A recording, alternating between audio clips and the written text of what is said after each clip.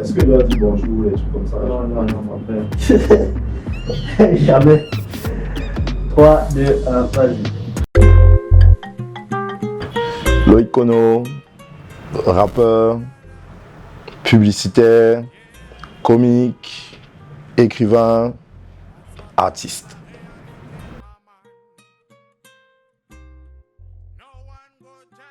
Moi, je réponds sans hésiter parce que en tant qu'artiste, même si, quel que soit le sujet que tu couvres, quelle que soit la matière à travers laquelle tu t'exprimes, c'est pas toujours tes histoires que tu racontes. Parfois, tu racontes les expériences d'autres personnes. Parfois, tu te mets à la place d'autres personnes parce que tu veux parler à ces personnes-là. Ça ne veut pas forcément dire que tu es comme ça. Tu peux faire un super film sur un raciste, un super bon film, mais ça ne veut pas dire que tu es raciste. Donc, je me dis, ouais, on peut, on devrait même.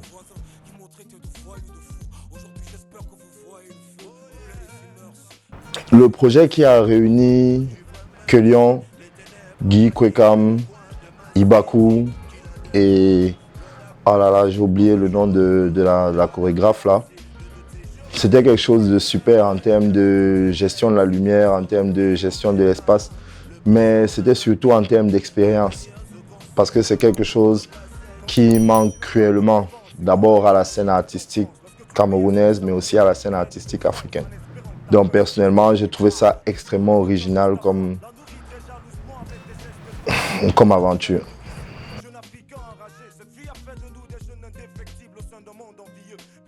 Déjà, je dirais que j'espère qu'il ne fait pas ça étant au Cameroun, parce que ce serait son premier faux pas.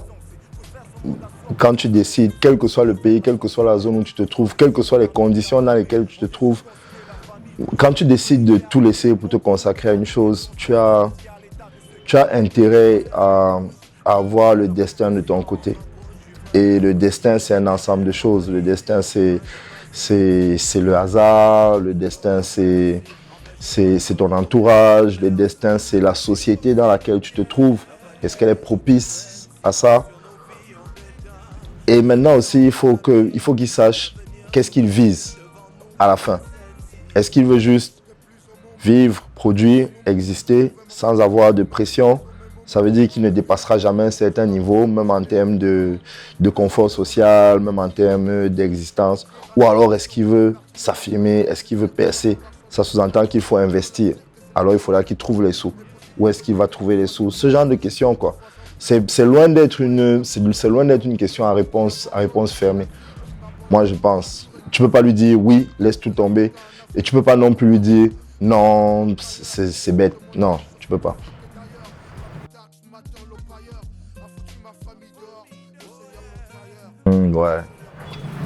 Ouais, comme tout le monde, je pense. Je pense. J'ai des regrets professionnels, par exemple. C'est-à-dire qu'il y a des boîtes où j'aurais dû mettre plus de temps. Il y a des boîtes où j'ai fait preuve d'impatience.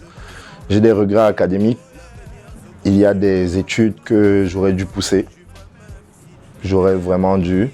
J'ai des regrets artistiques. Il y a des collaborations que j'ai négligées. Il y a des labels que j'ai pas pris au sérieux.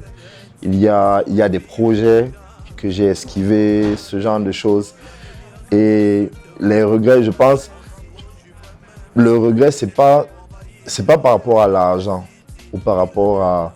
C'est plus par rapport à ce dont tu prives les gens. Parce que tous les exemples que j'ai cités là, que ce soit académique, que ce soit artistique, que ce soit... Je pense juste à ce que j'ai à partager, à ce que j'aurais pu donner aux gens. Et j'ai choisi, soit par égoïsme, soit par ignorance, soit par distraction, de passer outre. Et aujourd'hui, avec plus de recul, plus de maturité, je me dis que ça aurait été cool quand même.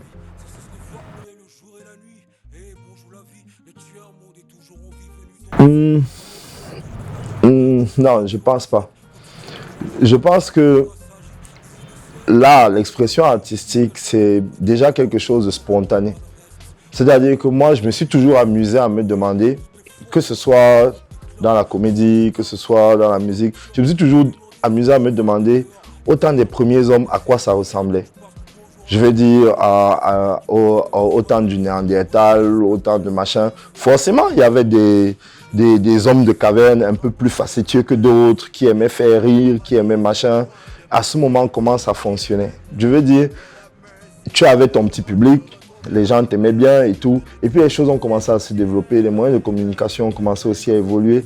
Donc il y avait plus de gens qui proposaient des prestations artistiques, mais il y avait aussi plus de moyens de les atteindre. Aujourd'hui, pour moi, partant du principe que la nature a horreur du vide, les influenceurs, c'est la suite logique.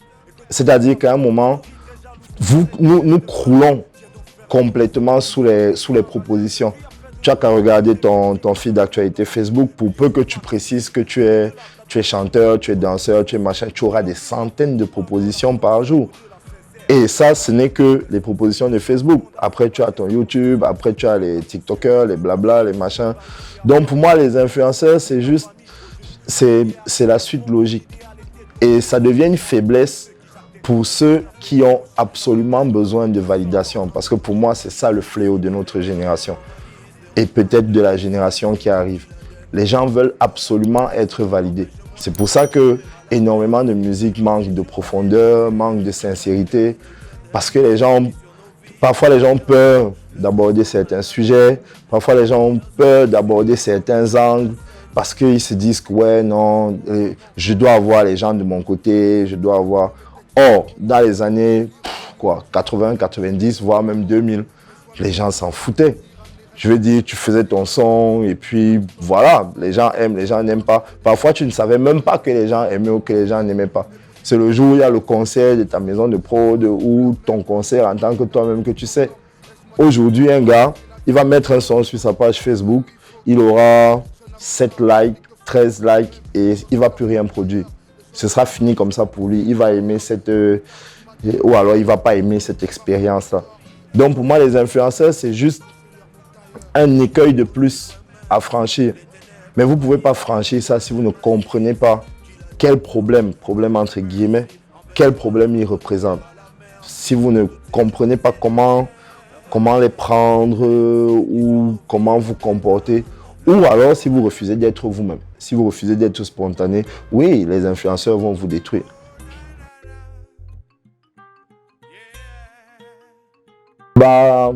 Il n'y a pas très longtemps, on s'est amusé avec un ami à moi, Christian Tan, avec qui j'ai fait les enquêtes exclusives 237.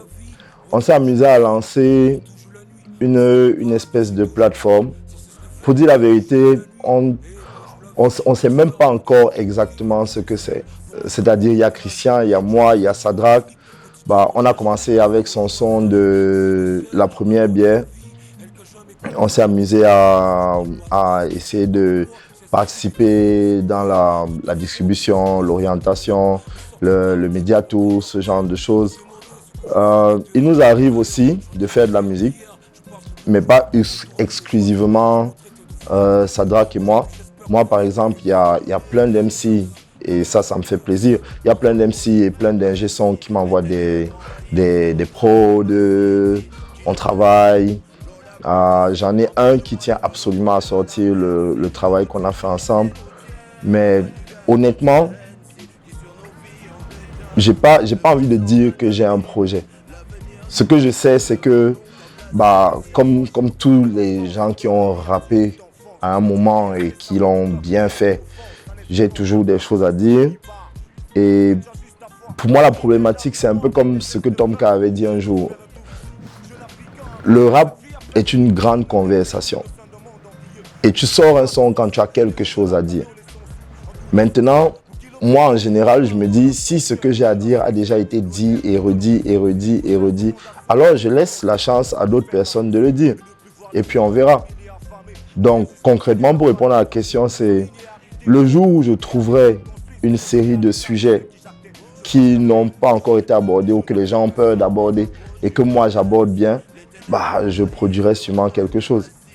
Mais sinon, scrutez le ciel parce que Comme j'ai dit, on a fondé un truc avec Christian et Sadrak qui s'appelle Arithmétique.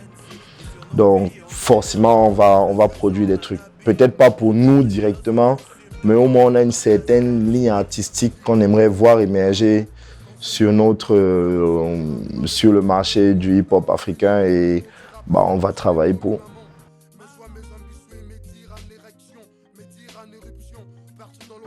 Oui, bah, pour moi, c'est plus un groupe de personnes, c'est plus un mouvement. Tu vois, c'est les humoristes, la génération, les jeunes humoristes qui ont éclos il y a 1 an et demi, 2 ans, voire 3 ans. Que ce soit ceux qui s'habillent en femme, que ce soit ceux qui tournent des petites séries, des petites scénettes. Ce que je trouve dommage en termes d'exposition les concernant, c'est que à mon époque, tu aurais eu 1 ou 2 personnes couillues qui les auraient pris et qui les auraient mis au sein d'un projet commun. Tu vois.